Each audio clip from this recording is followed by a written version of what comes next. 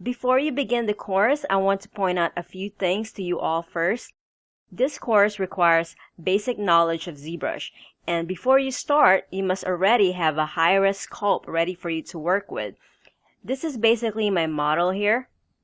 It's a lion warrior, and I have created this character from my previous course, which was called 3D Character Creation, Sculpting in Zbrush. Feel free to check it out if you like. Now, my character here have separate subtools, as you can see here. See, they are separate subtools there. And that is fine because for most of the parts here, I am going to retopologize by itself. And I actually set a budget for this character. My budget for this character would be from 15,000 to 16,000 polygons, but definitely I do not want it to exceed over 16,000. This is meant to be a low poly next-gen character. Before you move on to retopologizing, just make sure that you have your high-resolution detailed mesh available, or you can just use this character here that I made, which is included in the project files.